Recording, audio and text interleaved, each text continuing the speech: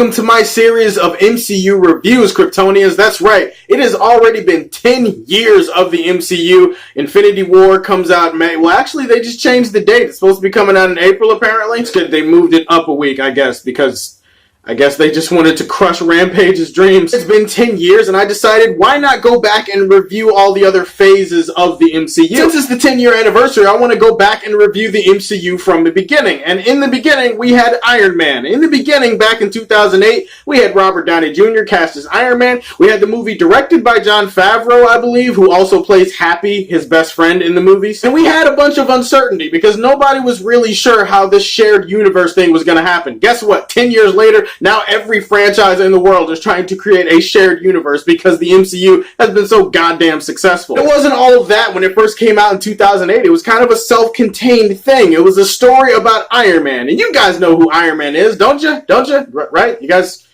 know who Iron Man is, right? You know who he is now, but back in 2008, I highly doubt that most of the general public knew who Iron Man was. I mean, I'm pretty sure a lot of people knew of Iron Man, like they had heard of Iron Man, but I don't think a lot of people knew Iron Man the way that we know him now because the movies have fleshed him out so well. I've read Iron Man since I was a kid. I've read the comics. I'm an Iron Man fan. I was an Iron Man fan going into the movie, but I'm just saying for the general public, we now know a lot more about the man that is Tony Stark. Most people, when they review older movies, they try to go scene by scene through the entire movie. They try to rehearse and recap the entire film for you, even though we've seen the movie. You guys have noticed a pattern with me when I review older movies. I don't really fuck around with that shit. Why? Because ain't nobody got time for all that, okay? I'm a busy dude. I got other videos to do. I'm not gonna go scene by scene through the entire movie. That would just take too long. I don't have the patience nor the energy. Plus, if you wanted to go scene by scene through the movie, you could just,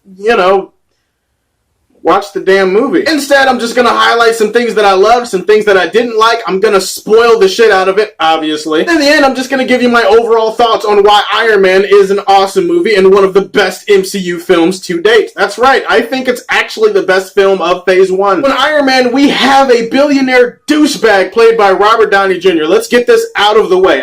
When we're old, when we're decrepit, when our ball sacks or our tits have fallen off and they're hanging on the floor, we're going to look back at 2008 and we're going to say, damn, could anybody have played Iron Man, aka Tony Stark, the way that Robert Downey Jr. did? The answer, no. He totally kills it, he crushes it, he slays it. Whatever you think about the way his character has been written in subsequent films as the MCU has carried on, you cannot deny the portrayal itself is iconic. Like, this is his most recognizable role. Even before 2008, I knew who Robert Downey Jr. was. Everybody knew who he was. He's a famous actor, but even I didn't think he could become this character the way that he became. And seriously, today, look around. Nobody is calling for Robert Downey Jr. to exit the role. We're all going to be sad as shit when he hangs it up. This movie, this guy is a live wire. He doesn't so much carry his first solo film as much as he fucking crushes it. He demolishes it. He dominates his own solo movie. Every scene, every line of dialogue, every quip, every witty one-liner, every moment of heart. Like, Tony has all the best parts of his own movie. And obviously, the origin of Iron Man is, he gets kidnapped, and then he has to build his way out of it, and then he comes back to the world a changed man, and then he decides to reshape his company, and then he develops weapons, he develops a suit, he puts himself in the suit, and he becomes Iron Man. He does get in the suit, and he does develop the weapons, and there's some fun scenes in the movie that deal with that. There's the scene where he's training in his garage or whatever, and he keeps fucking up. Like, there's, I don't know how many takes they did. They got that weird robot thing that keeps spraying him every time he messes up. All that cool superhero shit, yeah, he does. He gets out in the suit, he flies around later. His first flight was pretty awesome. He's in like a prototype silver suit, and then later on he actually gets in the suit because he sees that there are some people out there in the world that need help. So he goes to the Middle East or some place out there, someplace not that far from where he was kidnapped by those terrorists, and he kicks all of their asses. He destroys them, and it actually becomes a pretty funny thing because then the military is on his ass and they send jets after him, and he and Rhodey have to try to navigate their way out of that situation. I would say that's not even my favorite part of the origin. My favorite part of the origin of Tony Stark in this movie was the way that they portrayed the man inside the machine. Ultimately, that's what Iron Man really is about. It's about the man behind the mask. It's about figuring out who Tony Stark is. And you spend quite a bit of time with Tony Stark in this movie. They show you flashes, they show the attack on the convoy after he does a weapons test early in the movie, and then we see later the full attack being carried out, and we see him getting kidnapped, and he has that shrapnel shit in his chest. He has to build away with the help of Yinsen to try to figure out how to keep himself alive, but then he also has to build weapons for these terrorists who obviously know who the hell he is. And I think this is like the first time in the movie that you can see Tony Stark actually legitimately caring about another person. Like, you don't really see that. The guy is completely self-absorbed. The guy is full of himself. I mean, why wouldn't he be? There's gotta be some small part of you, like deep down inside, that wants to be Tony Stark. Doesn't everybody have like a small little toy soldier in their heart that tells them we would love to be Tony Stark? And the guy has it all. The guy has the money. He has the girls. He has the cars. He has the houses. He has the good hygiene. I mean, do you see his hair? His hair looks really good. The point is, I'm just saying that without that great character development from Tony Stark in this movie, we don't get great scenes like we got later on in the movie when Pepper takes the chess piece that Tony had from earlier and then she gives it to him as a birthday present. And inside there's writing on it and it says, here's proof that Tony Stark has a heart. And I'm like, that's a good touch, Pepper. Good touch. Speaking of Pepper, Pepper is played by Gwyneth Paltrow in this movie, and Gwyneth Paltrow and Robert Downey Jr. have some really great on-screen chemistry. You can tell that there's a little bit of sexual tension between them, and it doesn't really pick up until Iron Man 2. Like, in Iron Man 2, it becomes a real thing. But in this movie, it's really just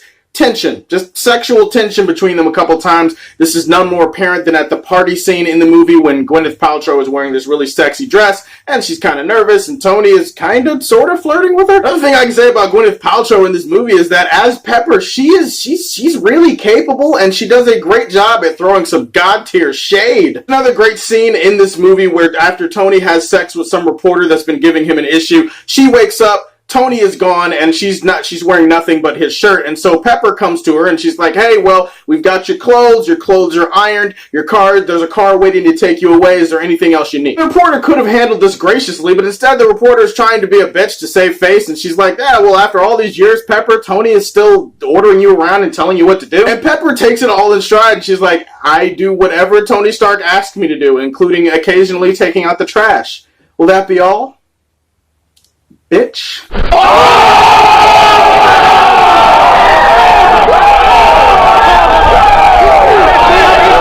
She didn't add that last part of bitch. You know that's what she was thinking. Another great thing I can say about the first Iron Man movie is that it's almost perfectly paced. The pacing of each comic book movie is fluctuating. It all depends. But in this film, the pacing is kind of perfect. I mean, everything in the film is as long or as short as it needs to be. You don't feel like there's that many wasted scenes. You feel like there's no drag in between the scenes, and you feel like everything in the film is fleshed out and doesn't really feel rushed. It's a rare thing to say that a comic book film has perfect pacing, but when I rewatched this film for this review, I found myself saying that a lot. I'm like, wow, this thing, the editing between the scenes is really damn good. This film also does a great job at building up the villain of the movie, played by, I can't remember his name, but he is the villain of this movie. His name is Obadiah Stane. They do a good job of building up the relationship between him and Tony and building up a little bit of a relationship between him and his father. There's history here between these characters, and they establish that throughout the film. You find out that this guy is kind of cold and calculating, and you understand that he also set in motion some things that happened at the beginning of the film that affect the plot later on. What is, you find out this guy he's kind of a bastard, he's kind of a conniving bastard, so when we build to the finale of the film, it's all about taking down the Ironmonger. Oh, another little thing that I noticed when rewatching this movie, and it's something that has been true for years,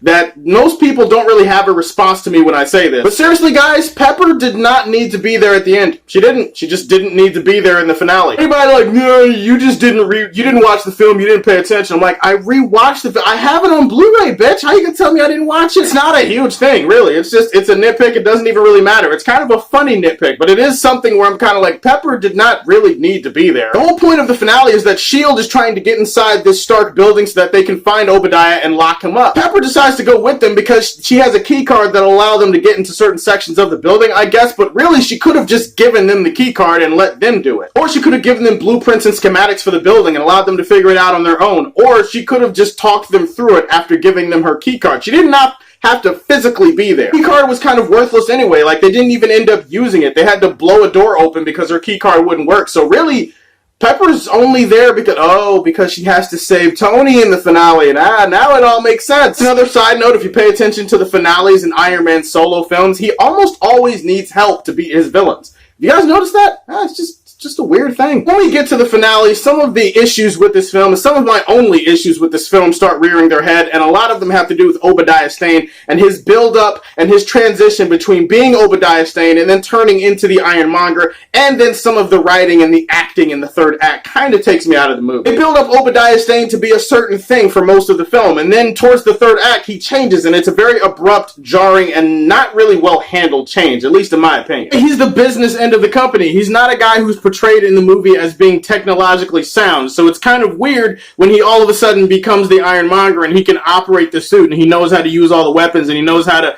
work out all the kinks and all that shit. I mean, I know Iron Man outsmarts him a couple of times during the fight, but even Iron Man had a few struggles when he first put on that suit. Here it just makes it seem like anybody could put on the damn suit and become a supervillain or become a hero or do whatever. They pretty much established this in Iron Man 2 as well, so it's a little thing, but it's something that bothered me, because it's like, there's even a scene in the movie where he's yelling at a room full of engineers, and honestly, this is like the best scene and the best line of the entire movie. To hiccup? Yes, to power the suit.